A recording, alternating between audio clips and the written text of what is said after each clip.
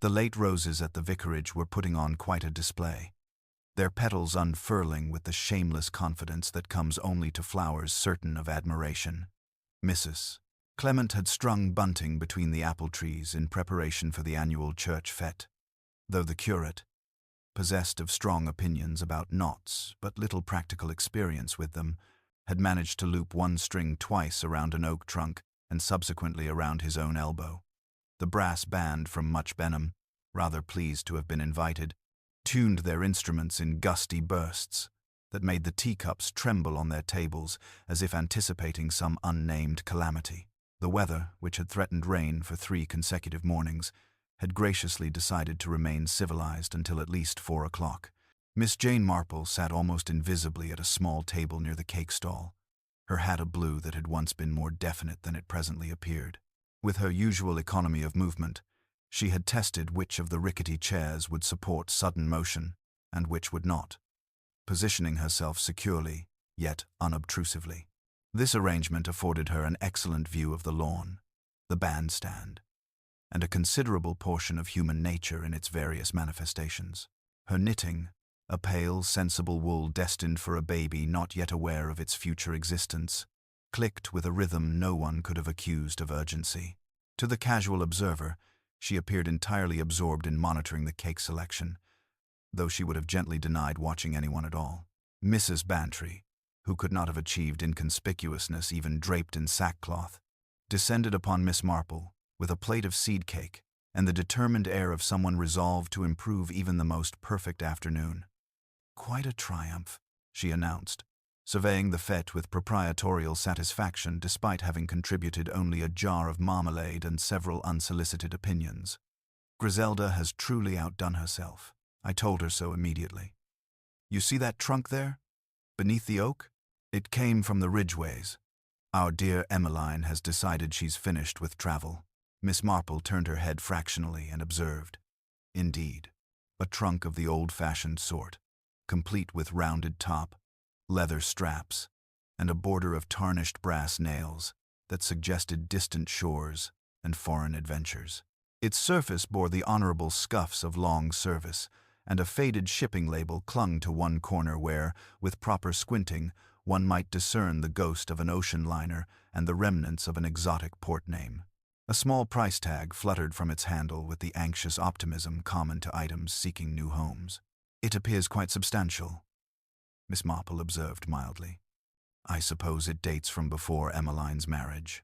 "Before, during, and after," Mrs. Bantry replied with characteristic cheerfulness.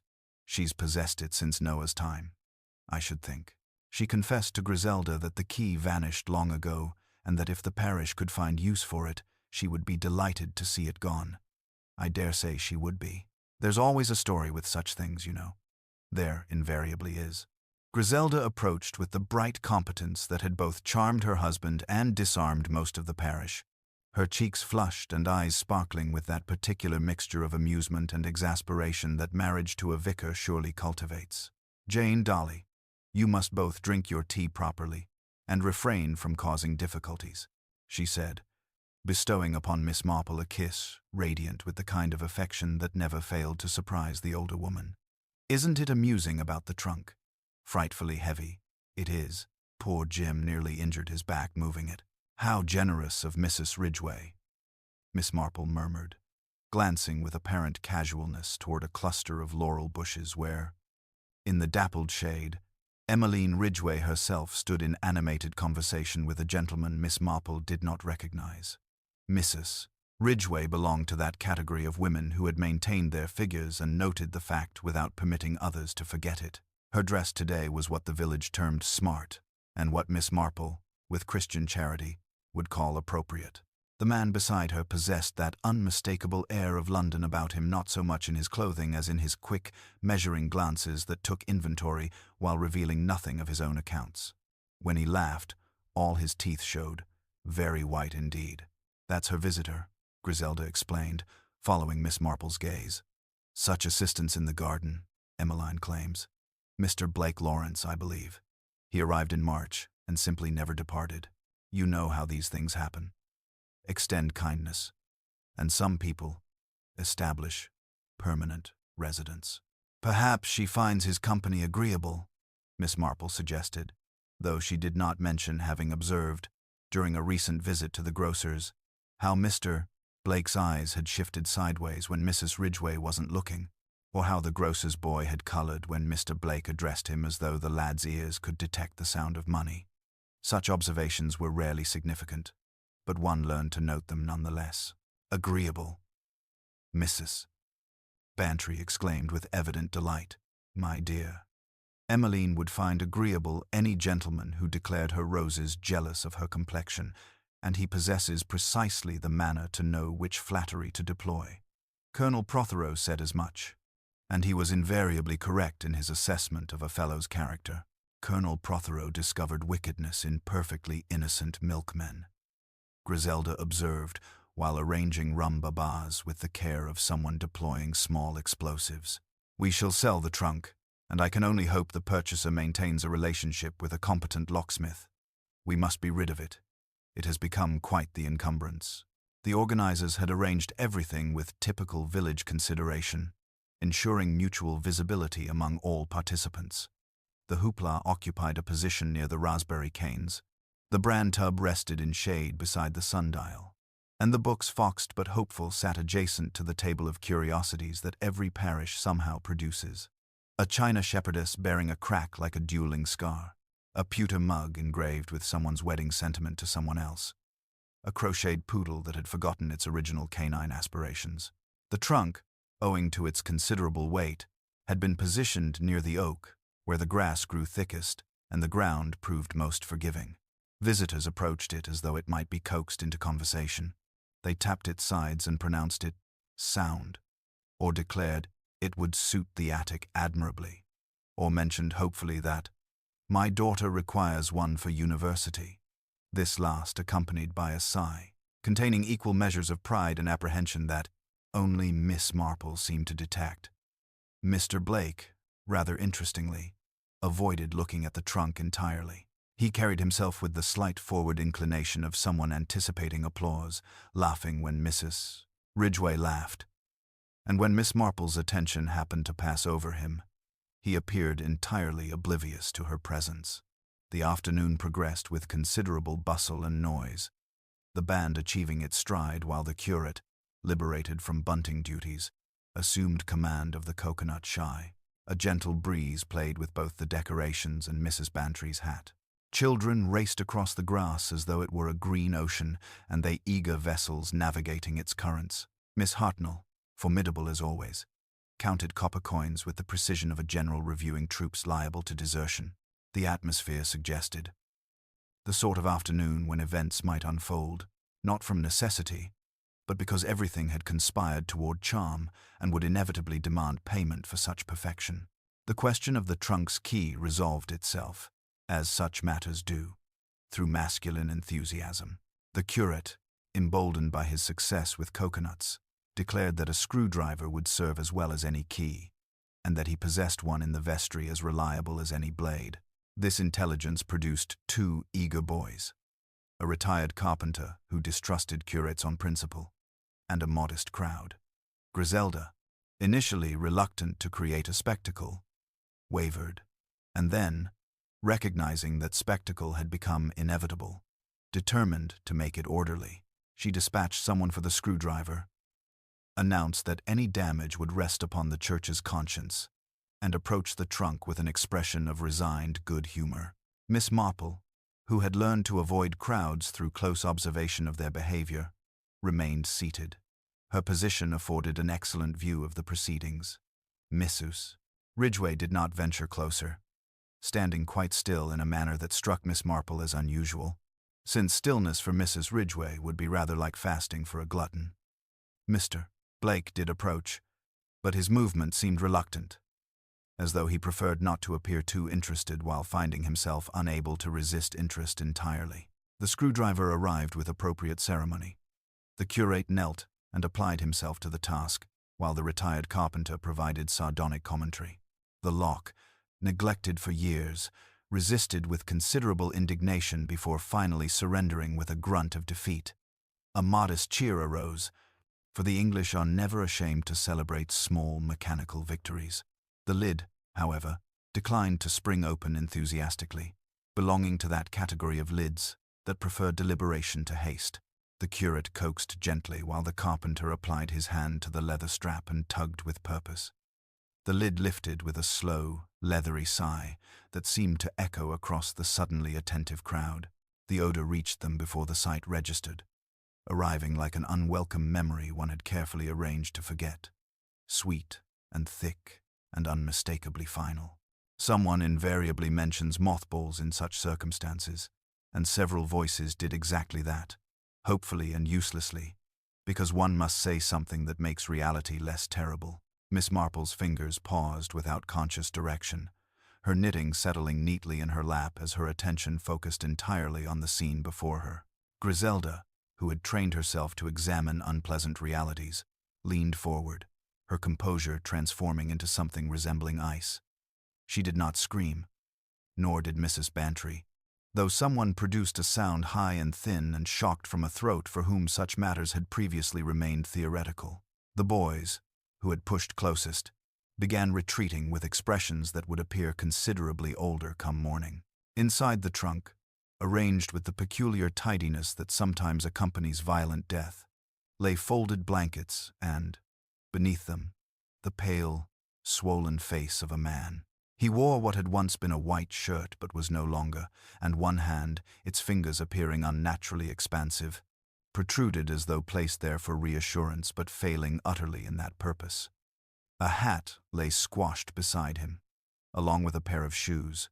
The expression on what remained recognizable of his face defied interpretation.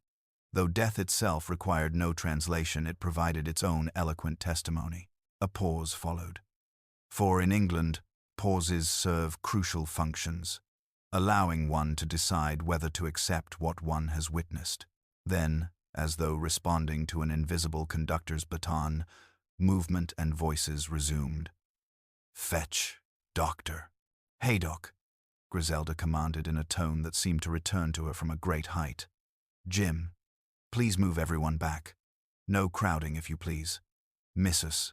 Hartnell, kindly do not faint upon the refreshments. Miss Marple, are you quite—" Miss Marple had risen without conscious awareness of doing so, extending her hand to steady Griselda's elbow, for sometimes the young benefit from steadying. She did not approach the trunk, having seen what required seeing from her current position.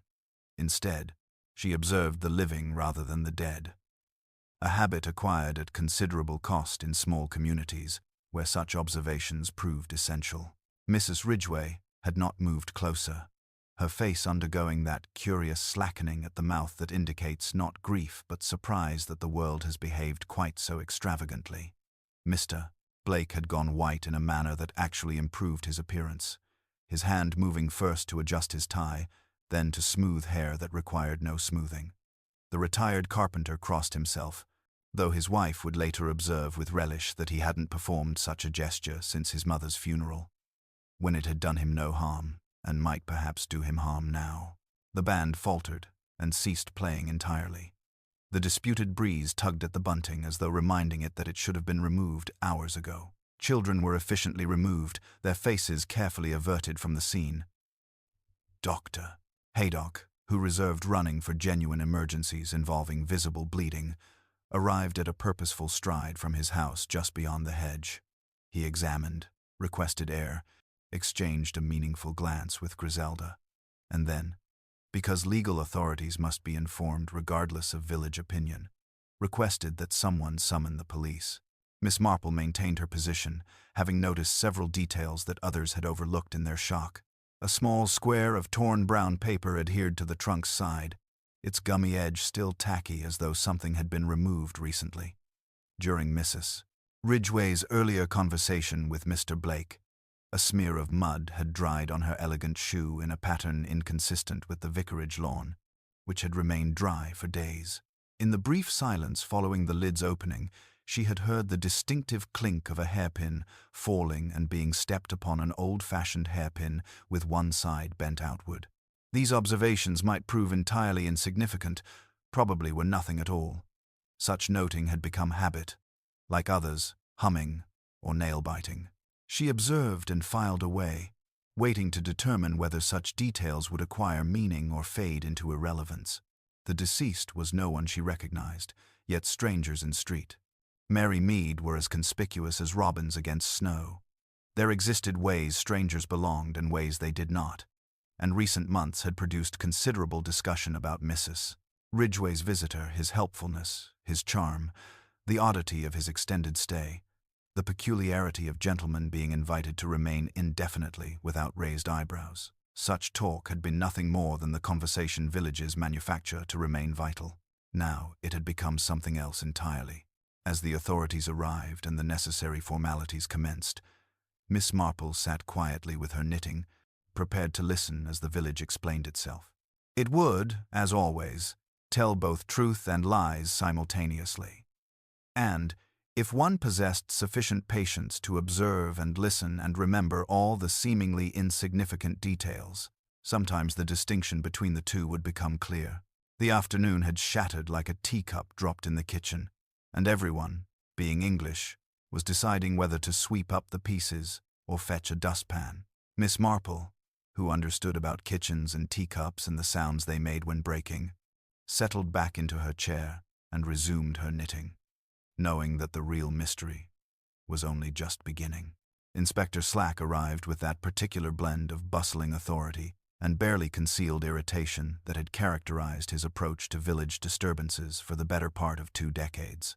He possessed the unfortunate habit of treating unexpected crimes as personal affronts to his administrative efficiency, and the sight of a corpse at a church fete clearly fell into this category. His notebook, which had witnessed numerous minor infractions and at least 3 genuinely puzzling cases, emerged from his breast pocket with the aggressive readiness of a weapon drawn for battle. "Right then," he announced, his gaze sweeping the assembled crowd with the methodical thoroughness of someone accustomed to finding guilt written plainly across innocent faces. "Nobody touches anything. Nobody leaves without my permission. And somebody had better provide a sensible explanation for how a dead body ended up in a church trunk." His pencil hovered over the page with the expectant air of someone prepared to record either truth or elaborate fiction, whichever proved more readily available. Dr. Haydock, who had been kneeling beside the trunk with the resigned expression of a man whose peaceful afternoon had been thoroughly demolished, straightened slowly and brushed grass from his knees. "Dead between 2 and 3 days, I should estimate," he reported with the clinical precision that made him invaluable during crises and occasionally tiresome during social calls. Difficult to be entirely precise given the circumstances, but the physical changes are consistent with that time frame. No immediately obvious wounds, though I'll require proper facilities for a thorough examination." He paused, glancing at the assembled crowd with the particular delicacy doctors employ when discussing mortality in mixed company.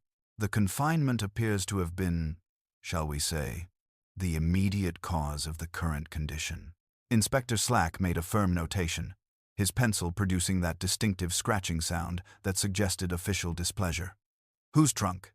he demanded, fixing Mrs. Ridgway with a stare that had extracted confessions from poachers and at least one embezzling churchwarden.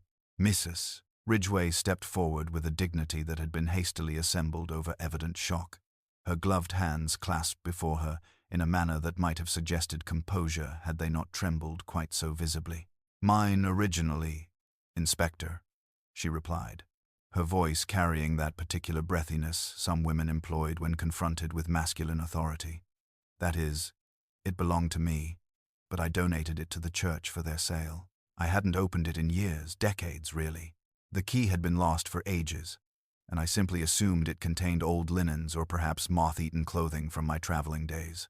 "You assumed," Inspector Slack repeated, with the satisfaction of someone who had discovered the first significant crack in what promised to be a thoroughly unsatisfactory explanation. "You donated a trunk to the church without examining its contents." Mr. Blake, who had been hovering at Mrs. Ridgway's elbow with the sort of protective attention that might have appeared gallant under different circumstances, stepped forward with a smile that didn't quite achieve its intended warmth. "Inspector, Mrs. Ridgway was simply being generous to the parish," he interjected with the practiced smoothness of someone accustomed to managing difficult conversations. The trunk had been sitting unused in her box room for years. When I mentioned that the vicarage always seemed short of storage, she kindly offered to donate it.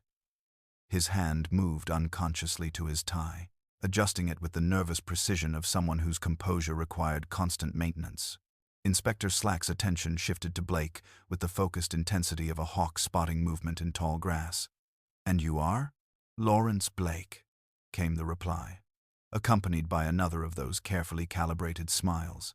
"I've been staying with Mrs. Ridgway, assisting with her garden while I sort out my own arrangements in the area."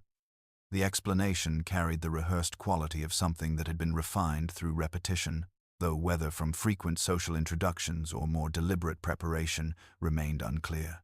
"How long have you been staying?" Slack pressed, his pencil poised with aggressive readiness. "Since March," Blake replied, though Miss Marple noticed that his gaze flickered momentarily toward the road, as though calculating distances to various exits. "I'd been considering property in the area, and Mrs.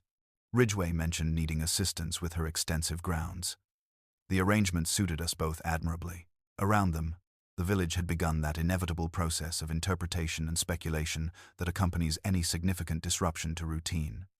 Mrs. Bantry, who had recovered sufficiently from her initial shock to resume her natural role as information distributor, whispered urgently to anyone within range. "Never seen him before in my life," she declared, with the authority of someone who made it her business to catalogue all faces within a 5-mile radius. "Not from around here, that's certain, and in Emmeline's trunk of all places. One does wonder about the coincidence." Miss Hartnell, who had approached with the determined stride of someone who considered herself indispensable during emergencies, added her own observations. "I always said that trunk was too heavy for empty storage," she announced with the satisfaction of someone whose suspicions had been vindicated by events. "When young Jim and the Sykes boy carried it yesterday afternoon, they complained of the weight. 'Just old wood and dampness,' Jim said. But I thought it peculiar even then." Inspector Slack's attention sharpened. "Yesterday afternoon? You're certain of the timing?"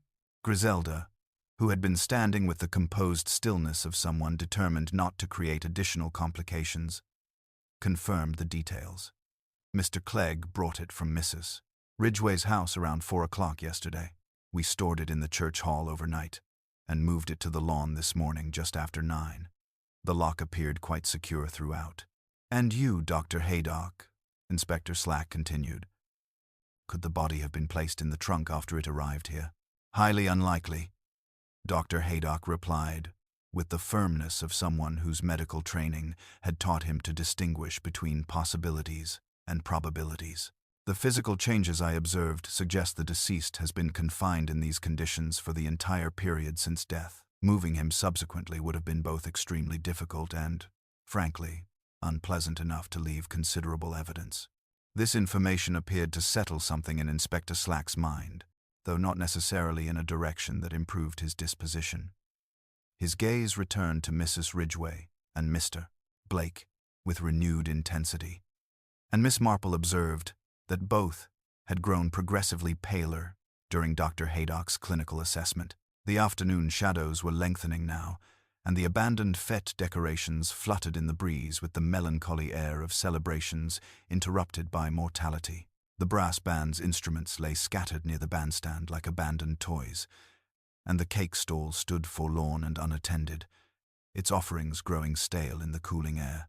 As Inspector Slack continued his methodical questioning, Miss Marple maintained her quiet observation, her knitting needles moving with their customary rhythm, while her attention catalogued the small behavioral details that others overlooked. She noticed that Mrs. Ridgway's denials of familiarity with the deceased carried a slight tremor that suggested either genuine distress or carefully controlled deception. Mr. Blake's habit of touching his jacket pocket, as though reassuring himself of something's presence, occurred with increasing frequency as the questioning progressed. Most significantly, neither of them had asked the most natural question in such circumstances who the dead man might be. It was then that young Tommy, the grocer's boy, appeared at Miss Marple's elbow with an envelope of change that contained rather more silver than any reasonable transaction would have required. His face bore the particular pallor of someone who had witnessed more than his years had prepared him to process, and his inability to hold his eyes steady suggested information struggling to escape despite his natural reluctance to become further involved in adult complications.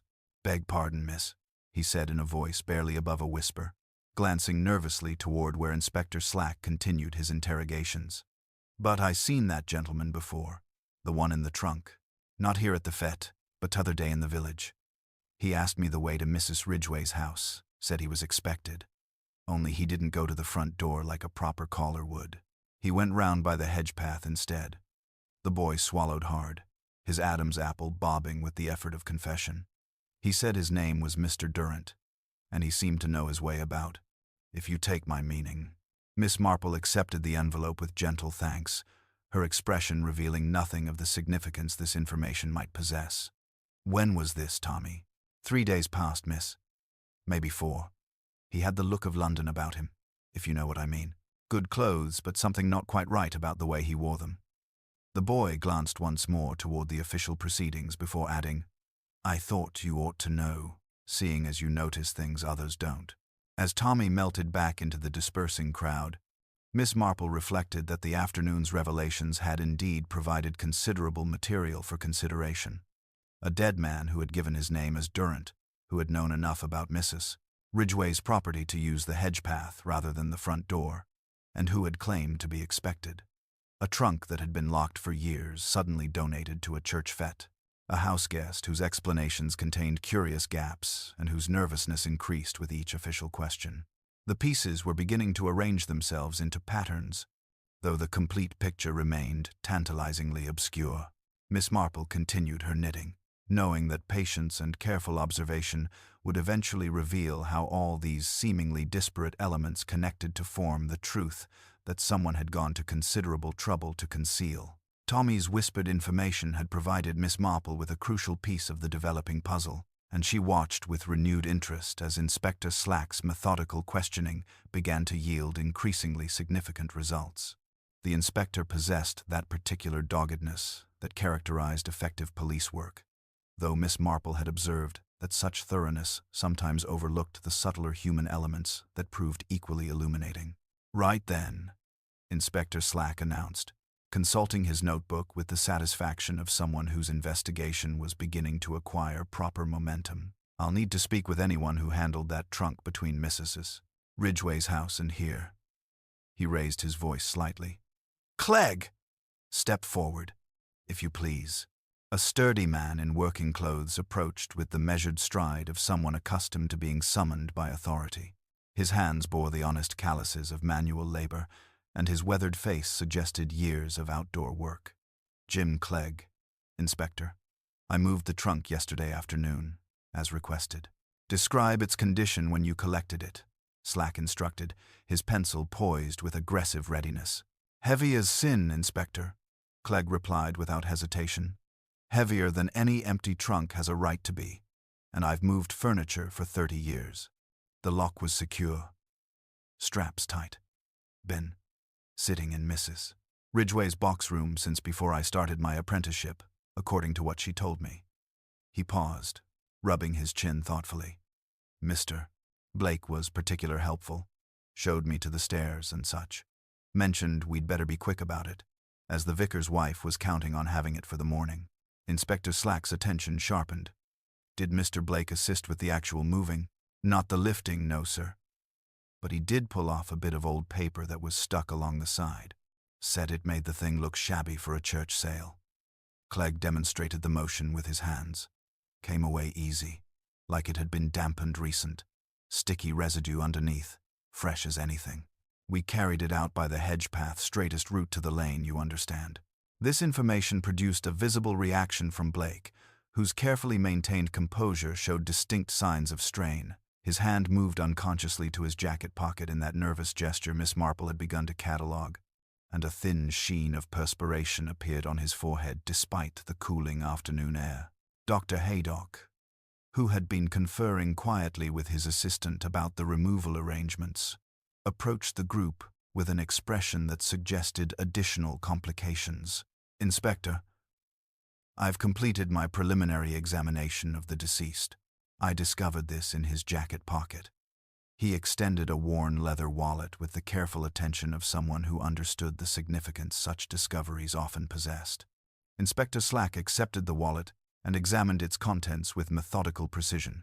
Several banknotes, a railway ticket dated 3 days prior, showing travel from London to the local station, and, most significantly, a business card that read, "James Durrant, private investigator, discretion assured." The revelation sent a palpable ripple through the assembled crowd. Mrs. Ridgway went quite pale, her gloved hands pressing together with sufficient force to suggest considerable internal distress. Blake took an involuntary step backward, his carefully constructed explanations suddenly appearing far more fragile than they had moments before. "A private investigator," Inspector Slack mused, his satisfaction evident. "Now that does put rather a different complexion on matters." His gaze moved between Mrs. Ridgway and Blake with renewed intensity. "Either of you care to explain why a private investigator might have business in our quiet village?" Mrs. Bantry, who had been hovering at the edge of the proceedings with the determined patience of someone who considered herself entitled to witness all significant developments, chose this moment to contribute her observations.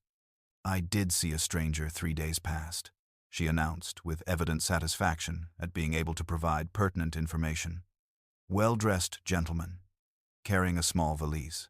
He inquired about directions at the post office, and I observed him heading toward the Ridgway property afterward. I remarked upon it to my husband at the time, since visitors in that direction are rather unusual." Mrs. Ridgway's composure finally cracked entirely under the weight of accumulating evidence. "Inspector, I must insist that I know nothing about this man or his business here," she declared with rising shrillness. "If he visited the area, he certainly never called upon me in any official capacity." "The denial came too quickly," Miss Marple observed, with the rushed quality of someone who had rehearsed the words but not the delivery. Blake remained conspicuously silent, his attention focused on some distant point, as though hoping sufficient concentration might transport him elsewhere entirely. His nervous adjustment of his tie had become more frequent, and Miss Marple noticed that he had begun edging almost imperceptibly toward the periphery of the group. Inspector Slack made several firm notations before continuing. "The railway ticket indicates Durrant arrived 3 days ago. The village inn has no record of his registration, which suggests he either found alternative accommodation or—" He paused meaningfully. His visit was cut rather shorter than anticipated. The timeline was becoming increasingly clear, and Miss Marple reflected that Tommy's information had provided the crucial link connecting Durrant's arrival to the Ridgway property. A private investigator arriving discreetly, using the hedge path rather than the front door, asking directions from local boys rather than making formal inquiries. Such behavior suggested either extreme caution or knowledge that his presence might not be welcome. As Inspector Slack continued his questioning, Miss Marple observed the subtle dynamics playing out before her. Mrs. Ridgway's denials carried the particular breathlessness that accompanied desperate lies, while Blake's silence seemed calculated rather than shocked. Most tellingly, neither had asked the most natural question in such circumstances: what business a private investigator might have had with them. The afternoon shadows were lengthening now, and the abandoned fete decorations fluttered in the breeze with melancholy persistence. The investigation was clearly entering a more serious phase, one that would require examining not just the immediate circumstances, but the deeper currents of deception that had brought a London investigator to their quiet village and led to his death in a trunk that had supposedly been locked away for years. Miss Marple continued her quiet observation, her knitting providing the perfect excuse for continued presence, while her mind catalogued the accumulating evidence. The pattern was becoming clearer: a private investigator with specific business, a houseguest whose explanations contained curious gaps, and a trunk conveniently donated to charity, just as its contents became problematic. The truth, when it finally emerged, would likely prove both more complex and more human than the obvious explanations currently being offered. The discovery of James Durrant's notebook proved to be the key that unlocked the carefully constructed facade surrounding Lawrence Blake's presence in the village. Inspector Slack examined the cramped handwriting with growing satisfaction, his pencil making firm notations as the true nature of Durrant's investigation became clear. The notebook contained meticulous records of Blake's activities, including detailed observations about his courtship of wealthy widows and his pattern of representing himself under false circumstances. According to these notes, Inspector Slack announced with evident pleasure, Mr. Durrant was investigating one Lawrence Blake. Note the different spelling on behalf of a Mrs. Patricia Thornfield of Belgravia. It appears Mrs.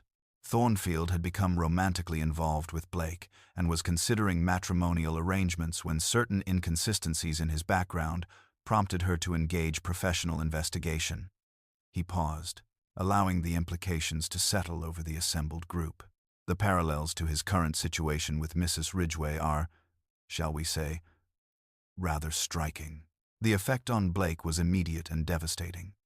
His carefully maintained composure cracked like ice under sudden pressure, color draining from his face as his hand moved instinctively toward his jacket pocket before stopping abruptly. Mrs. Ridgway turned toward him with an expression that progressed from confusion through comprehension to something approaching horror. "Lawrence," she whispered, her voice barely audible above the evening breeze. "Surely this is some terrible mistake. You told me your dear wife had passed away. You showed me her photograph, spoke so movingly of your grief." Her words carried the particular pain of someone discovering that their genuine affection had been systematically exploited. Blake's response came with the desperate fluency of someone whose world was collapsing in real time. "Emmeline, you must understand. The situation is far more complex than these crude allegations suggest. Yes, there may have been misunderstandings about certain aspects of my circumstances, but my feelings for you have always been entirely sincere." The explanation carried the hollow ring of words chosen for their temporary effectiveness rather than their truth. Inspector Slack consulted the notebook once more, his satisfaction evident. The final entry, dated 3 days ago, records an appointment arranged with the subject for 8 o'clock that evening, to be conducted at the property via the hedge path entrance.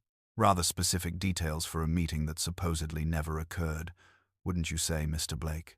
As the afternoon shadows lengthened and the investigation took on a more serious character, Inspector Slack arranged for the questioning to continue at the Ridgway house, where privacy would allow for more detailed examination of the circumstances. Miss Marple, with her usual unobtrusive efficiency, managed to attach herself to the small procession on the perfectly reasonable pretext that Mrs. Ridgway should not be left alone during such distressing circumstances. The Ridgway house revealed itself under closer examination to be a repository of recently disturbed evidence. The hall bore the faint rectangular shadow on the floorboards where the trunk had rested for years, and Miss Marple noted with interest a small dish on the radiator that contained a rag smelling distinctly of adhesive remover. The back staircase showed signs of recent cleaning, with Ellen the maid confessing under gentle questioning that she had scrubbed the runner that morning at her mistress's particular insistence. "It looked muddy, sir," Ellen explained to Inspector Slack, twisting her apron nervously. "Madam said it wouldn't do with visitors coming for the fete." Miss Marple reflected that the vicarage lawn had remained dry for days, suggesting that any mud must have been acquired elsewhere entirely. In the morning room, where Inspector Slack conducted his more detailed questioning, Miss Marple observed the telling absence of a photograph from the mantelpiece. Between 2 silver frames, the clean outline in the dust revealed where a third photograph had recently stood, removed with sufficient haste that its former presence remained clearly visible. When pressed about this detail, Mrs. Ridgway's explanations became increasingly flustered, her denials carrying the particular breathlessness that accompanies statements prepared under considerable stress. Blake's interview revealed additional inconsistencies, particularly regarding his claimed journey to Much Benham on the day of Durrant's arrival. His nervous habit of touching his jacket pocket had become increasingly pronounced, and Miss Marple noted the distinctive rectangular bulge that suggested documents or photographs concealed within. As the evening deepened and the official investigation continued, Miss Marple found herself reflecting that while Blake's deception regarding his matrimonial intentions was now clearly established, the complete truth about Durrant's death remained tantalizingly elusive. The obvious narrative of a confidence trickster, eliminating an inconvenient investigator, satisfied the immediate requirements of police logic. But Miss Marple's extensive experience with human nature suggested that the most dangerous criminals were often those who appeared most obviously guilty, until the moment when their apparent culpability revealed itself as merely another layer of deception. The pattern of evidence was becoming clearer, but Miss Marple suspected that the final truth would prove considerably more complex than the straightforward explanation currently taking shape in Inspector Slack's methodical mind. Inspector Slack's investigation, having reached a critical juncture, now took on a new urgency as the search of the Ridgway house commenced in earnest. Blake, pale and restless, was instructed to empty his pockets under the watchful eyes of both the inspector and Miss Marple. With visible reluctance, he produced a wallet, a railway timetable, several banknotes, and, wrapped in tissue, 2 photographs, one a recent image of Mrs. Ridgway in her garden, the other a formal portrait that matched the clean rectangle of dust on the mantelpiece. When pressed, Blake claimed the missing photo was being reframed as a surprise for Mrs. Ridgway, a transparent explanation that satisfied no one in the room. The search yielded more than personal effects. A small, well-worn brass key emerged, which Blake stated belonged to Mrs. Ridgway's escritoire. The inspector, not content with verbal assurances, tested the key, which fit the lock to her writing desk. Inside, among the expected ledgers and tied correspondence, Miss Marple, ever so gently, lifted the blotter. Its surface bore the faint but unmistakable imprint of a memo. Durant, 8 o'clock, hedge path, no lights. The inspector's eyes narrowed at this ghostly evidence, a rendezvous planned precisely as Tommy the grocer's boy and Durant's own notes had indicated. Ellen, the maid, was brought in for questioning. Her nervous hands twisted her apron as she recounted how, at Blake's request late that evening, she had fetched spirits and a rag, allegedly to clean the trunk's label. She had left the items on the radiator near the box room, just as instructed. She also recalled, with a shiver, hearing low voices and a sudden thud near the hedge gate, unusual sounds in a house that, at such hours, was typically silent. When gently asked by Miss Marple about a key seen on the hall table, Ellen confirmed she had found one that morning, but, uncertain of its purpose, left it in a dish. Mrs. Ridgway, flustered, had later taken it, only to insist that the trunk's key had been lost for years. Miss Marple's keen eyes noted a faint darkening on the thumb of Mrs. Ridgway's glove, as if stained by the solvent used to remove the trunk's label. Inspector Slack ascended to the box room, accompanied by Clegg and a constable. There, the rectangular outline of the trunk's long rest was still visible in the dust. By the skirting board, Miss Marple stooped with the unhurried care of someone well-practiced in such matters, retrieving a bent hairpin with a tacky residue, likely used as a makeshift tool on the lock, mingling the scents of old-fashioned hair oil and spirits. The evidence suggested that while the trunk had been locked, someone with determination and improvisation could have opened it, staged its contents, and locked it again. Downstairs, the investigation's tone grew graver.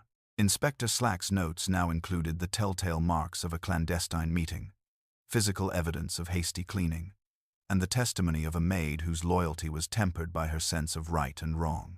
When Ellen, emboldened by Miss Marple's gentle encouragement, produced a small bundle she had discovered hidden beneath a loose floorboard in Blake's room, the investigation took another turn. Wrapped in brown paper were affectionate photographs of several women, a recent marriage certificate in another name, and a letter in Durant's precise handwriting. The letter was damning.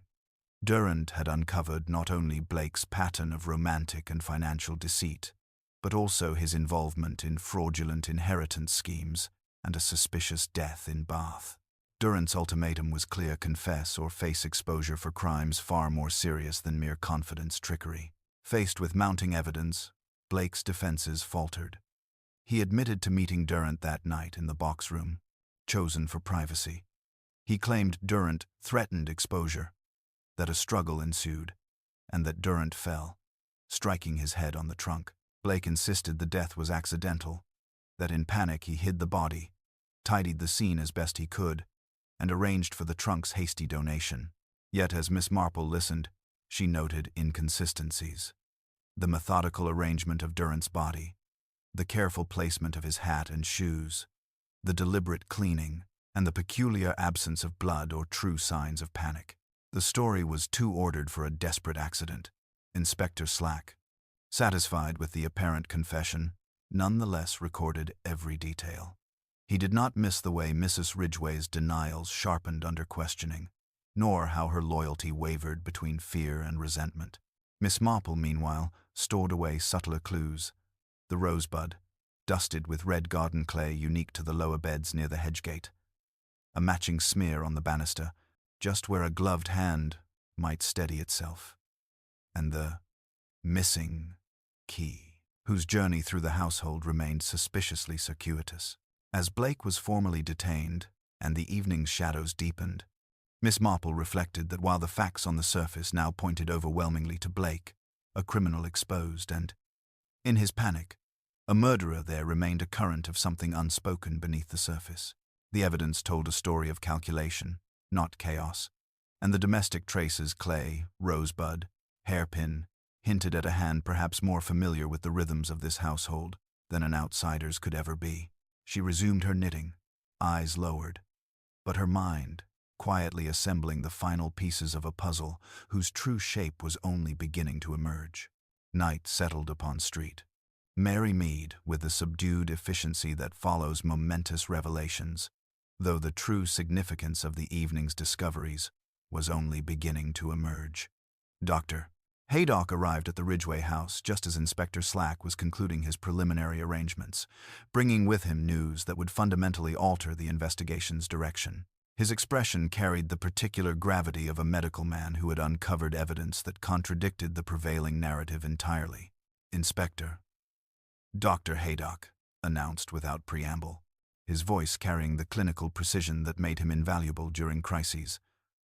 "I've completed a more thorough examination of the deceased. There was no significant cranial injury, no bleeding consistent with a fatal fall, as Mr. Blake described." He paused, allowing the implications to settle over the assembled group. The cause of death was asphyxiation. The lividity patterns and congested lungs indicate that James Durrant was still breathing when that trunk lid closed upon him.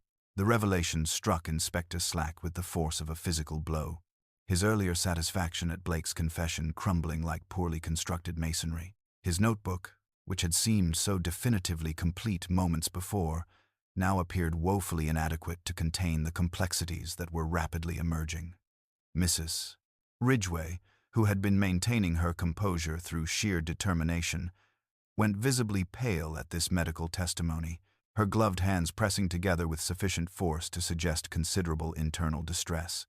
Blake's carefully constructed confession had suddenly become not merely incomplete but demonstrably false. The story of an accidental fall during a struggle could not account for a death by suffocation, nor could it explain the methodical arrangement of Durrant's body that suggested deliberate placement rather than panicked concealment. Inspector Slack's investigation, which had seemed so promisingly straightforward, now required complete reconsideration. As the evening deepened and the official proceedings continued with renewed intensity, Ellen appeared with the day's delayed post, her nervous efficiency suggesting someone eager to complete her duties and retreat from the increasingly complex situation. Among the routine correspondence lay an envelope that would prove more significant than its modest appearance, suggested a redirected letter addressed to James Durrant, care of Mrs. Emmeline Ridgway, bearing the official letterhead of a London legal firm. Inspector Slack opened the correspondence without ceremony, his expression growing increasingly grave as he absorbed its contents. The letter confirmed receipt of materials regarding the Ridgway settlement, 1919, and acknowledged Durrant's request for certified copies of documents originally filed under Mrs. Ridgway's maiden name. The implications were immediately clear. Durrant's investigation had not been limited to Blake's romantic deceptions, but had extended into Mrs. Ridgway's own past, uncovering secrets that predated her current difficulties by decades. Mrs. Ridgway's reaction to this discovery was swift and telling. Her denials came with the rushed breathlessness of someone whose carefully constructed explanations were collapsing under the weight of accumulating evidence. When pressed about her knowledge of Durrant's broader investigation, her responses became increasingly evasive, her earlier composure replaced by the particular anxiety of someone whose deepest secrets were being systematically exposed. Miss Marple, who had been observing these developments with her characteristic quiet attention, noted additional details that others overlooked in their focus on the dramatic revelations. Ellen's growing willingness to provide accurate information suggested someone whose loyalty was being tested by conscience. The systematic cleaning that had occurred throughout the house, the replaced stair-runner, the freshly painted box room, the rearranged furniture, indicated preparation that extended far beyond normal household maintenance. Most significantly, during a brief examination of the garden path that Durrant had used for his final visit, Miss Marple discovered additional physical evidence that painted an increasingly clear picture of the evening's true events. A small, ornate button caught in the hedge bore the distinctive craftsmanship of expensive women's clothing, while a delicate lace handkerchief retained traces of the exotic perfume that Mrs. Ridgway reserved for special occasions. The accumulating evidence was beginning to form a pattern that extended far beyond Blake's admitted deceptions. The bent hairpin with its tacky residue, the red clay from the lower garden beds, the careful removal of identifying labels, and now the medical proof that Durrant had been alive when imprisoned, all pointed toward a more complex and calculated crime than Blake's panicked confession suggested. Inspector Slack, faced with evidence that fundamentally contradicted his initial conclusions, ordered additional searches of both the house and grounds. The investigation that had seemed so satisfactorily concluded was now revealing itself as merely the surface layer of a deeper and more troubling truth. As the night wore on and the questioning continued, it became increasingly clear that the real mystery lay not in identifying Blake's criminal activities, but in understanding how those activities had provided perfect cover for someone else's more desperate and violent solution to the problem that James Durrant represented. Miss Marple continued her quiet observation, her mind working through the accumulated details with the methodical precision that had served her well in countless similar circumstances. The pattern was becoming clearer. With each revelation, a private investigator whose inquiry had uncovered not one but two separate criminal enterprises, a confidence trickster whose presence had provided ideal misdirection, and a woman whose past contained secrets worth killing to protect. The truth, when it finally emerged completely, would prove that the most dangerous criminals were often those who appeared most respectable, and that the art of murder sometimes lay not in the killing itself but in ensuring that someone else would inevitably be blamed for the crime. The medical certainty of asphyxiation cast an entirely new light upon the evening's investigation, transforming what had appeared to be Blake's panicked crime into something far more calculated and cold-blooded. Inspector Slack's notebook, which had seemed so satisfactorily complete with Blake's confession, now appeared woefully inadequate to contain the complexities that were rapidly emerging. Dr. Haydock's clinical precision had shattered the convenient narrative of accidental death, leaving in its place the chilling reality that James Durrant had been deliberately murdered by someone with sufficient resolve to watch him suffocate. Miss Marple, recognizing that moments of crisis often loosened tongues more effectively than formal questioning, quietly made her way to the kitchen where Ellen was attempting to restore order to the evening's disrupted routine. The maid's hands worked at the washing up with unnecessary vigor, the clatter of crockery providing thin disguise for her evident agitation. With the easy domestic authority that belonged as naturally to her as breathing, Miss Marple took up a drying cloth and began to assist without comment. The ordinary rhythm of shared work accomplished what formal interrogation could not, and presently Ellen's nervous energy subsided into something approaching calm. "It was the perfume that troubled me most," Ellen said suddenly, her voice barely above a whisper. Madam never wore her jasmine scent, except for special occasions, and there had been no dinner party, no evening callers that I knew of. She paused in her scrubbing, her reddened eyes fixed on the soapy water, as though it might provide absolution for her revelations. 2 nights passed. Just before 10 o'clock, I carried up a shawl to the morning room and found it empty, the French doors standing open to the garden. The scent lingered in the passage like a ghost of better times. Miss Marple's gentle encouragement drew forth the complete picture of that evening's events. Ellen had glimpsed Mrs. Ridgway slipping through the hedge gate in her dark walking costume, moving with the purposeful stride of someone keeping an appointment.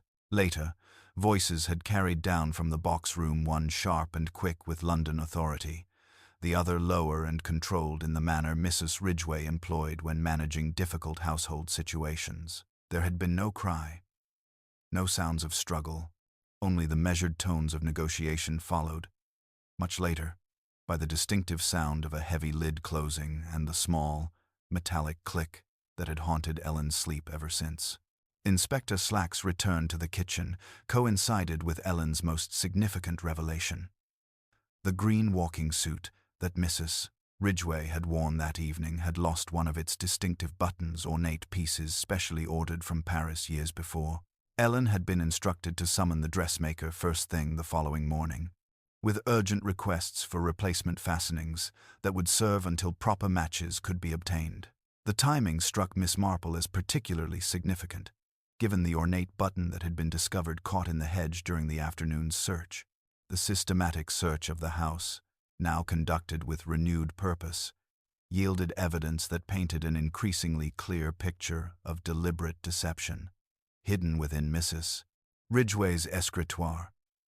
Beneath the false bottom that Ellen reluctantly revealed, Inspector Slack discovered documents that transformed the investigation entirely.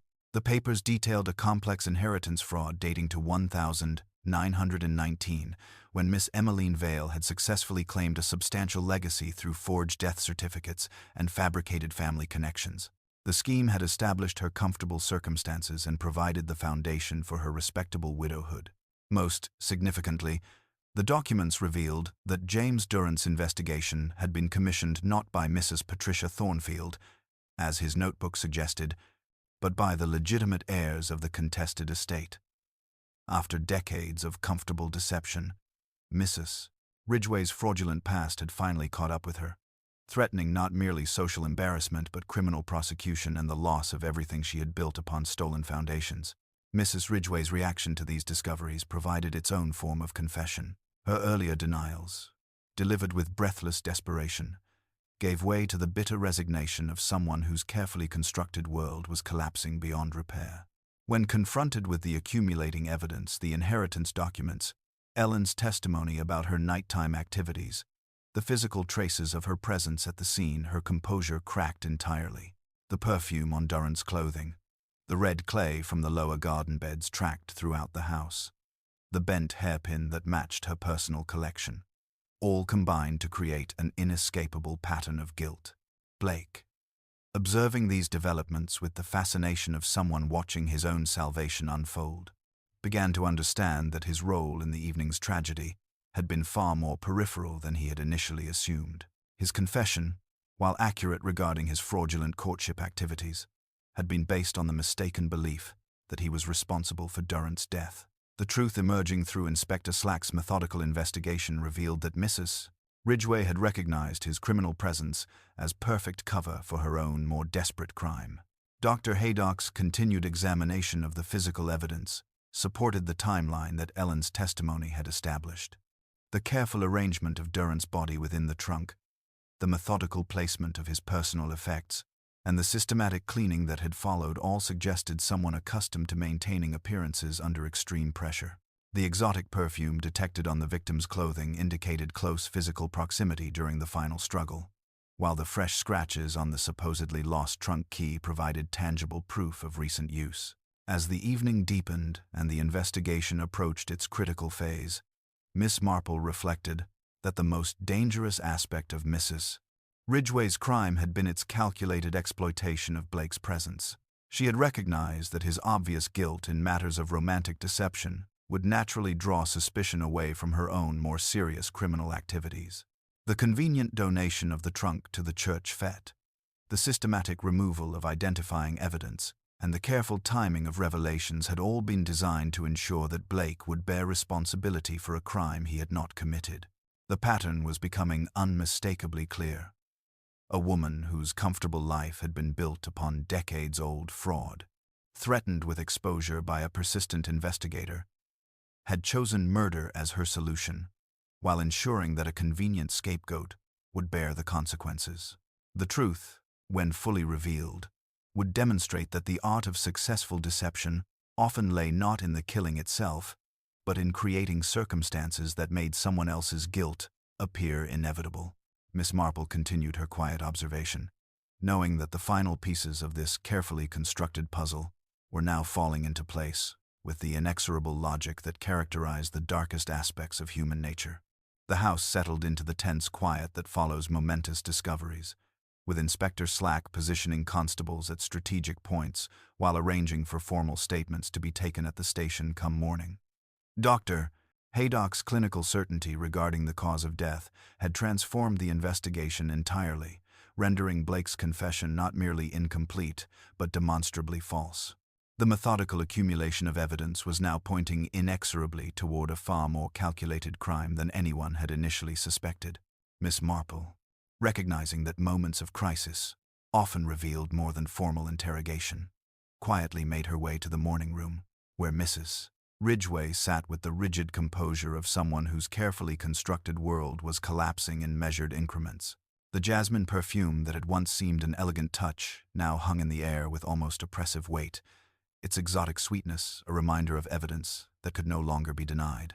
Dr. Haydock's return with additional forensic analysis provided the final pieces necessary for a complete reconstruction of events. The perfume detected on Durrant's clothing had been precisely matched to Mrs. Ridgway's signature scent, while microscopic examination of the victim's fingernails revealed traces of expensive face powder and silk fibers that corresponded exactly to her missing button. The physical evidence painted an inescapable picture of prolonged struggle, with Durrant fighting desperately for his life, while leaving clear traces of his attacker's identity. Inspector Slack's systematic questioning had also yielded crucial testimony from Ellen, whose loyalty had finally been overcome by conscience.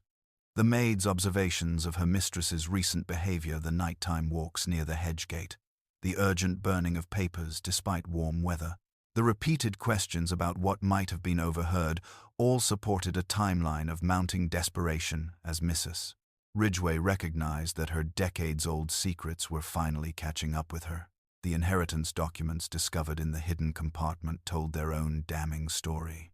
Miss Emmeline Vale had indeed died in a Manchester workhouse in February 1919, yet someone bearing her name had successfully claimed a substantial legacy 3 months later. The forged death certificates and fabricated family connections revealed a fraud of considerable sophistication, one that had provided the foundation for Mrs. Ridgway's entire comfortable existence.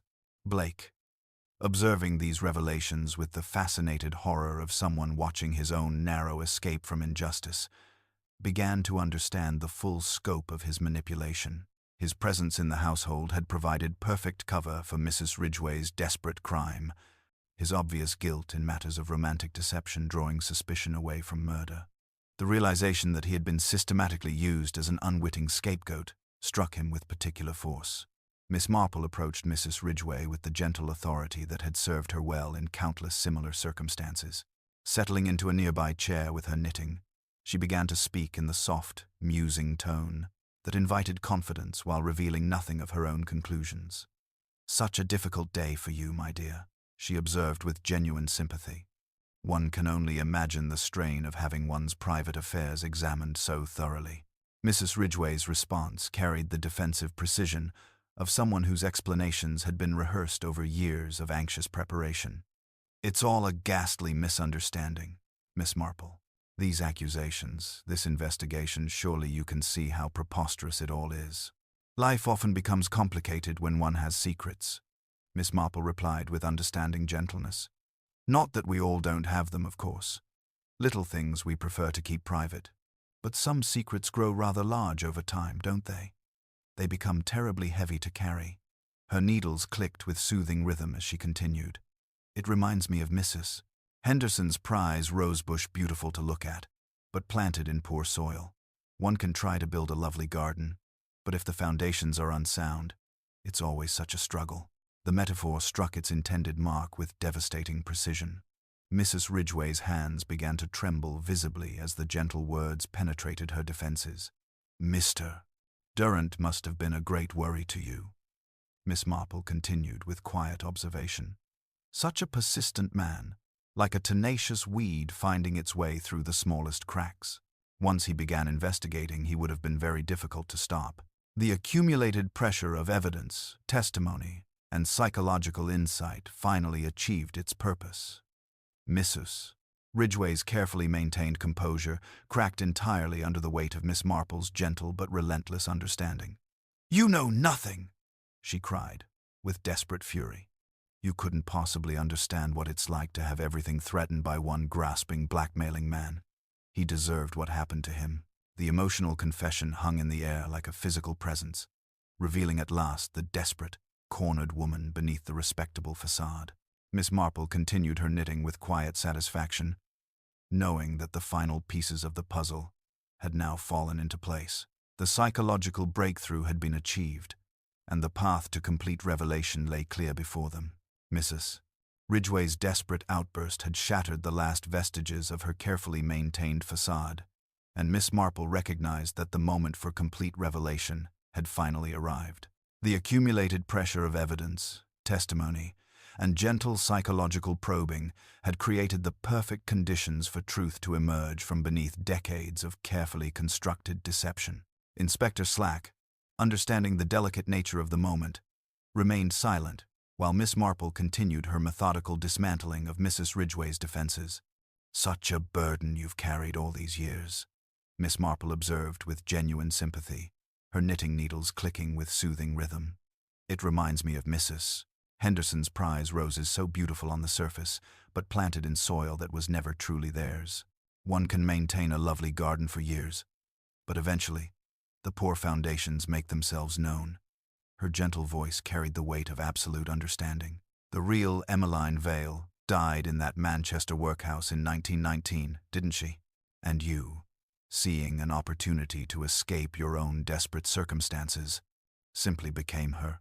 The metaphor struck with devastating precision, and Mrs. Ridgway's remaining composure cracked entirely. "You couldn't possibly understand," she whispered, her voice carrying 30 years of accumulated fear and justification. "I was nothing, a girl with no prospects, no future. Emmeline was dying anyway, alone and forgotten. I gave her name, meaning, made something worthwhile of her legacy. The money was wasted on those distant relatives who never even knew it existed." Miss Marple's expression remained gentle but inexorable as she continued her systematic reconstruction of events. "When Mr. Durrant approached you 3 evenings ago, carrying documents that proved your deception, you recognized that everything you had built was threatened. You arranged to meet him discreetly by the hedge path, wearing your dark walking costume and that distinctive jasmine perfume that Ellen noticed and that Dr. Haydock detected on the victim's clothing. The physical evidence painted an inescapable picture as Miss Marple methodically presented each damning detail. The ornate button torn from Mrs. Ridgway's dress during the struggle, caught in the hedge where it had remained until the afternoon's search. The lace handkerchief dropped in the heat of the moment, still carrying traces of her exotic scent. The red clay from the lower garden beds, tracked through the house on her shoes despite the dry weather that had prevailed for days. Mr. Durrant was a persistent man, Miss Marple continued with quiet observation. He wouldn't be swayed by explanations or justifications. When reasoning failed, desperation took over. Dr. Haydock's examination shows that he died by asphyxiation, not from a blow to the head as Mr. Blake believed, but from deliberate suffocation. The cosmetic traces under his fingernails tell their own story of a struggle at close quarters. Mrs. Ridgway's confession emerged in fragments of bitter justification and desperate explanation. She had indeed killed Durrant in the box room, pressing her gloved hands against his throat until his struggles ceased. The trunk, with its supposedly lost key that she had carefully preserved, provided both method and disposal in one elegant solution. She had arranged his body with methodical precision, placing his personal effects beside him with the careful attention to detail that characterized all her domestic arrangements. The systematic planning revealed itself as Miss Marple continued her gentle but relentless exposition. The removal of identifying labels from the trunk, accomplished with the bent hairpin that had been discovered near the scene. The strategic involvement of Blake in cleaning the adhesive residue, ensuring his unwitting participation in eliminating evidence. the calculated timing of the trunk's donation to the church fete, knowing that its eventual discovery would naturally point suspicion toward the obvious criminal already present in her household. You recognize that, mister? Blake's fraudulent activities provided perfect cover for your own more desperate crime, Miss Marple observed with the clinical precision that made her revelations so devastating. His guilt in matters of romantic deception would draw all attention away from murder. You could appear as much a victim as anyone else, shocked by the discovery of both crimes simultaneously. Inspector Slack, who had been taking careful notes throughout the confession, now stepped forward with the methodical efficiency that characterized his most successful investigations. The accumulated evidence, physical traces, witness testimony, medical findings, and now, complete confession, provided an inescapable case against Mrs. Ridgway. Blake, observing these developments with fascination and relief, found himself simultaneously guilty of serious fraud, yet innocent of the murder charge that had initially threatened him. As the evening reached its climax and formal arrangements for Mrs. Ridgway's arrest were completed, Miss Marple reflected that the case perfectly illustrated the dangerous consequences of building one's entire life upon a foundation of deception. The comfortable respectability that had concealed decades of fraud had ultimately led to murder when threatened with exposure, proving once again that the most dangerous criminals were often those who appeared most thoroughly integrated into respectable society. The investigation that had begun with a shocking discovery at a peaceful church fete had revealed a web of deception extending back 30 years, demonstrating that some secrets were indeed too heavy to carry indefinitely. Mrs. Ridgway's desperate attempt to preserve her fraudulent existence had ultimately ensured its complete destruction, providing a sobering reminder of the inexorable consequences that eventually attend all systematic deception. The weight of Mrs. Ridgway's confession settled over the morning room like dust after a violent storm, transforming what had been a comfortable domestic space into the scene of final reckoning. Inspector Slack's methodical documentation revealed the full scope of her 30-year deception, from the original identity theft in that Manchester workhouse to the systematic accumulation of wealth built upon stolen foundations. Her admissions came with the bitter eloquence of someone whose carefully constructed world had collapsed beyond all possibility of repair, each detail adding another layer to a crime that had begun decades before its violent conclusion. The psychological portrait that emerged through her statement revealed a woman who had lived in constant fear of discovery, her comfortable existence shadowed by the knowledge that everything she possessed had been acquired through systematic fraud. Blake's arrival had initially seemed providential, a criminal whose obvious guilt would deflect attention from her own activities. When Durrant's investigation threatened to expose both their secrets simultaneously, she had recognized the perfect opportunity to eliminate her tormentor, while ensuring that blame would naturally fall upon the confidence trickster already residing in her household. Blake, observing these revelations with the fascinated horror of someone watching his own narrow escape from injustice, began to understand the full scope of his manipulation. His false confession, motivated by genuine belief in his own responsibility for Durrant's death, had actually hindered the investigation by providing a convenient but incorrect explanation for the crime. The irony that his obvious guilt had made him the perfect scapegoat for someone else's more serious criminal activities struck him with particular force, though it provided little comfort for the fraud charges that still awaited him. Inspector Slack's professional satisfaction was evident as he completed his documentation, though Miss Marple noted his grudging acknowledgement of her contributions to the investigation's success. "Those small particulars," he remarked, with characteristic understatement, "they do add up in the end." The systematic approach that had initially focused on Blake's obvious deceptions had ultimately revealed a far more complex and dangerous criminal enterprise, one that had flourished for decades beneath the most respectable facade. As dawn broke over Street Mary Mead with gentle persistence, the village began its inevitable process of interpretation and gossip. Mrs. Bantry, invigorated rather than exhausted by the night's revelations, was already disseminating news through her extensive network of correspondents. The comfortable assumptions about Mrs. Ridgway's respectability were being rapidly revised, as neighbors recalled small inconsistencies and unexplained details that had seemed insignificant at the time. but now acquired ominous meaning in retrospect. Ellen's situation required careful consideration. Her unwitting participation in evidence disposal balanced against her eventual cooperation with the investigation. Miss Marple quietly arranged for a letter of recommendation to be written, knowing that the maid's courage in providing crucial testimony deserved recognition rather than punishment. The girl's observations about her mistress's recent behavior had provided the foundation for understanding how the crime had been planned and executed with such methodical precision. The formal arrangements proceeded with bureaucratic efficiency as Mrs. Ridgway was taken into custody. Her final dignity maintained through sheer force of will, despite the complete collapse of her carefully constructed identity. The house that had sheltered decades of successful deception now stood as evidence of how thoroughly respectability could conceal the darkest criminal intentions. Miss Marple walked home through the early morning air, her mind cataloging the final details of a case that had perfectly illustrated her fundamental understanding of human nature. The most dangerous criminals were indeed those who appeared most thoroughly integrated into respectable society, their comfortable facades concealing depths of deception that could ultimately lead to murder when threatened with exposure.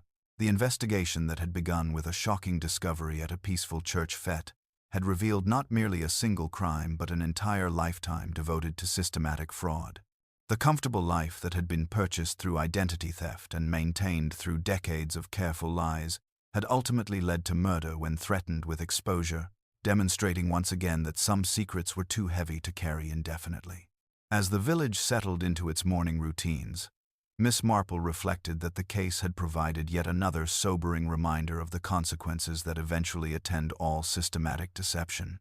The visitor who had never left had finally been shown the door, though the cost of his departure had proved far higher than anyone could have anticipated. In her neat sitting room, she resumed her knitting with quiet satisfaction, knowing that truth, however long delayed, possessed an inexorable power that no amount of careful planning could ultimately resist. The village settled into its morning routines with the particular deliberateness that follows profound disruption, as though familiar activities might restore the comfortable certainties that had been so thoroughly shattered. Mrs. Bantry appeared at the post office before 9 o'clock, her usual effervescence tempered by the sobering realization that her talent for detecting village scandals had proven woefully inadequate when confronted with genuine criminal enterprise. The comfortable assumptions about respectability and social position required considerable revision, leaving residents to contemplate how thoroughly evil could disguise itself behind the most polished facades. Inspector Slack returned to the vicarage 2 days later, wearing the expression of a man whose professional satisfaction was complicated by personal reluctance to acknowledge assistance from unofficial sources. Miss Marple received him in her sitting room with characteristic serenity, her knitting needles maintaining their customary rhythm while she listened to his methodical summary of the case's resolution. "Mrs. Ridgway has confessed fully to the murder of James Durrant," he announced with evident satisfaction at the investigation's thoroughness. "The inheritance fraud, dating to 1919, has been completely documented, and the Crown will have more than sufficient evidence for prosecution. Blake faces multiple charges of fraud but will likely receive consideration for his cooperation." He paused, examining the mantelpiece with unnecessary attention before adding with visible effort, "Your observations about the physical evidence, Miss Marple, proved most valuable to the investigation's success." Miss Marple's gentle smile acknowledged his grudging gratitude without embarrassing him further. "People do tend to repeat their established patterns, Inspector, even when they believe themselves most original. It can be quite helpful when one learns to recognize such consistencies." Her needles continued their peaceful clicking as she reflected that even the most elaborate criminal schemes ultimately revealed themselves through the small, human details that their perpetrators could never entirely control. Blake's departure from the village was accomplished with considerably less ceremony than his arrival, though his cooperation with authorities had earned him some consideration regarding the severity of charges he would face. The irony that his obvious guilt in matters of romantic deception had made him the perfect scapegoat for someone else's more serious crime was not lost on him, providing a sobering lesson about the dangers of criminal association, even when one's own activities seemed relatively benign by comparison. Ellen's situation required delicate handling. Her courage in providing crucial testimony balanced against her unwitting participation in evidence disposal. Miss Marple quietly arranged for a letter of recommendation to be written, ensuring that the girl's honesty would be rewarded rather than punished. Griselda, with characteristic efficiency, had already contacted a cousin in the neighboring parish who required a reliable maid, providing Ellen with both employment and the fresh start that her circumstances clearly warranted. The Ridgway house stood empty now, its windows reflecting the changing seasons while legal proceedings determined the fate of property acquired through decades of systematic fraud. The garden that had once been Mrs. Ridgway's particular pride grew increasingly wild without attention, its carefully tended beds reverting to natural disorder as though nature itself was reclaiming what had been built upon stolen foundations. Neighbors passed the abandoned property with the particular unease that accompanies places where comfortable assumptions about human nature have been thoroughly overturned. Dr. Haydock's medical expertise had proved crucial in exposing the true nature of Durrant's death, his clinical precision demolishing the convenient fiction of accidental killing that might otherwise have allowed the real murderer to escape justice. The physical evidence that had accumulated throughout the investigation painted an inescapable picture of deliberate murder, demonstrating how scientific observation could reveal truths that the most clever explanations sought to conceal. As autumn settled over Street Mary Mead with gentle persistence, the village began its inevitable process of collective memory revision. Mrs. Bantry, having recovered her natural volubility, was already cataloguing the small inconsistencies in Mrs. Ridgway's behavior that had seemed insignificant at the time, but now acquired ominous meaning in retrospect. The comfortable certainties about social respectability would require considerable reconstruction, though the process was proceeding with typical English determination to restore proper order to disrupted assumptions. Miss Marple resumed her quiet routines with the satisfaction of someone whose understanding of human nature had once again proved accurate, though she took no pleasure in being proven correct about the darker aspects of criminal behavior. Her knitting progressed with customary precision, while her mind catalogued the lessons that could be drawn from the case, adding another chapter to her extensive mental library of criminal psychology and human weakness. The church fete would be held again the following year, though without the trunk that had provided such shocking revelations. The brass band would play with renewed enthusiasm. The cake stall would offer its traditional temptations, and children would race across the vicarage lawn with the innocent energy that belonged to those too young to remember the previous year's discoveries. Yet beneath the surface, normalcy lay a deeper awareness of how thoroughly deception could flourish behind respectable facades, and how the most dangerous criminals were often those who appeared most thoroughly integrated into polite society. One evening, as the light lay kindly on her small garden and a thrush fussed contentedly in the laurel, Griselda stopped by for tea and conversation about ordinary matters, the upcoming harvest festival, the possibility of new hymnals, whether the curate's enthusiasm for amateur dramatics might be channeled into something less alarming than his recent attempt at Hamlet. When she rose to leave, she hesitated in the doorway with that sudden earnestness she rarely permitted herself. "Jane," she said quietly, "do you ever weary of seeing how dreadful people can be?" Miss Marple looked up over her spectacles, her smile carrying all the gentle wisdom that had guided her through countless encounters with human nature at its most complex and troubling. "My dear, I never think people dreadful, only terribly, wonderfully human. And that, includes a great deal of kindness. We saw some of that too, didn't we?" "Nay." When the door closed and the house settled once more into its comfortable quiet, Miss Marple counted her stitches and found them correct. Outside, the village murmured to itself as villages do, half in scandal and half in relief, beginning the slow business of forgetting what must be forgotten and remembering what ought to be preserved. In time, the hedge path would be trimmed, the roses pruned back hard in winter, and new stories would overlay the old. The pattern, like a sensible bit of knitting, would hold, as it always had. Miss Marple laid her work carefully in her lap and folded her hands, content that truth had been made tidy and that the right people would sleep, if not entirely soundly, then at least honestly in their own beds. The visitor who had never left had finally been shown the door, though the cost of his investigation had proved far higher than anyone could have anticipated. Justice, however long delayed, possessed an inexorable power that no amount of careful planning could ultimately resist. And that was, she reflected with quiet satisfaction, exactly as it should be.